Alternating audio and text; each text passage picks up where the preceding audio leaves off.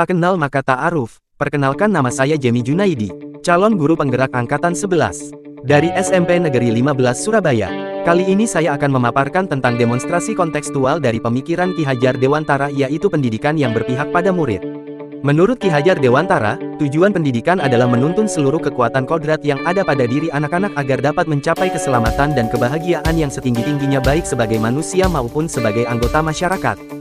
Sesuai dengan pemikiran Ki Hajar Dewantara, guru harus berpihak pada murid, sehingga sebagai guru harus bisa menuntun murid sesuai dengan kodratnya, baik kodrat alam maupun kodrat zaman.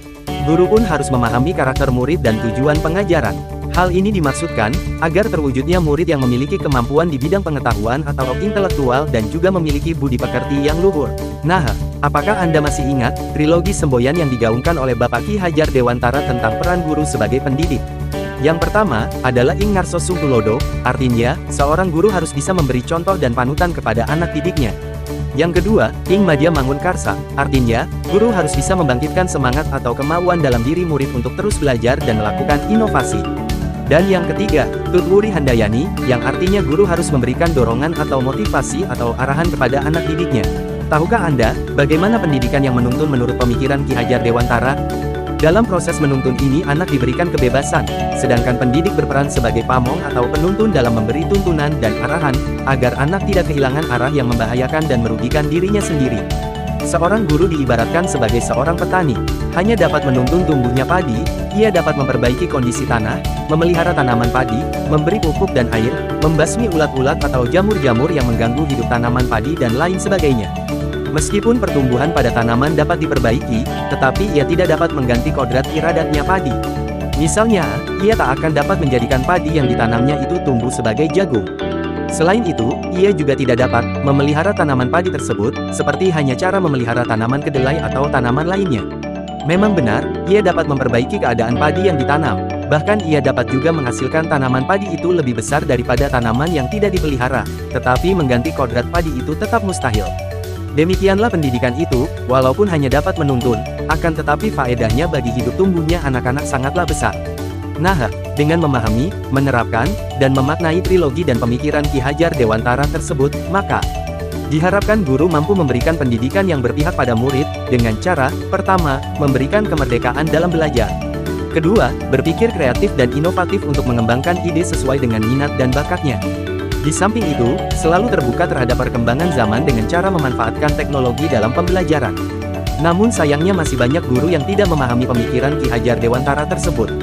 Dan masih banyak guru yang menerapkan pembelajaran teacher-centered learning atau pembelajaran yang berpusat pada guru. Padahal, gaya pembelajaran tersebut sudah tidak relevan dengan perubahan zaman dan karakter murid. Sebab dengan pembelajaran teacher learning, murid tidak memiliki kemerdekaan yang penuh untuk dapat mengembangkan potensinya. Nah, pembelajar tanpa batas, agar dapat menciptakan suasana pembelajaran yang berpihak pada murid, di sekolah saya SMP Negeri 15 Surabaya telah menerapkan beberapa kegiatan untuk mewujudkan pemikiran Ki Hajar Dewantara. Di antaranya, terdapat program ekstrakurikuler yang dapat mengembangkan bakat dan minat murid. Dalam upaya melanjutkan program wali kota terdahulu, yaitu Ngosek Bareng, di mana setiap hari Jumat murid melakukan kerja bakti di sekitar lingkungan kelas dan toilet, sebagai bentuk gotong royong dalam menjaga kebersihan lingkungan sekolah. Yang terakhir, kegiatan pembelajaran yang telah saya lakukan di dalam kelas, berupa kegiatan pembelajaran menggunakan media yang variatif dan inovatif dengan memanfaatkan teknologi, alam sekitar, dan media yang tepat. Untuk mewujudkan pembelajaran yang berpusat kepada murid, tentunya tidaklah mudah. Terdapat beberapa tantangan yang harus dihadapi. Di antaranya, rendahnya minat dan motivasi murid dalam mengikuti program-program yang telah disediakan oleh sekolah. Dan, kemampuan guru yang masih belum menyeluruh dalam memahami pemikiran Ki Hajar Dewantara, yaitu pendidikan yang berpihak pada murid. Tantangan tersebut haruslah dicari solusinya. Adapun solusinya antara lain, yang pertama, menggunakan model atau metode pembelajaran yang bervariatif, agar murid lebih nyaman saat belajar di dalam kelas. Yang kedua, guru harus mengikuti berbagai pelatihan seminar atau workshop, untuk dapat mengembangkan keterampilan dan menguatkan pemahaman tentang pendidikan yang berpihak pada murid. Untuk mempercepat tercapainya solusi tersebut sesuai harapan, maka dibentuk komunitas belajar dalam sekolah, dan para guru juga mengikuti komunitas antar sekolah dan komunitas daring yang terdapat pada platform Merdeka Mengajar atau PMM. Demikian pemaparan saya tentang demonstrasi kontekstual dari pemikiran Ki Hajar Dewantara, yaitu pendidikan yang berpihak pada murid. Akhir kata, pendidikan adalah kunci untuk membuka pintu kesuksesan, maka bukalah pintu kesuksesan bagi anak-anak dengan menuntun dan mengarahkan anak-anak sesuai pintu kesuksesan mereka masing-masing. Sekian dari saya, Jamie Junaidi. Terima kasih, dan sampai jumpa di topik lainnya.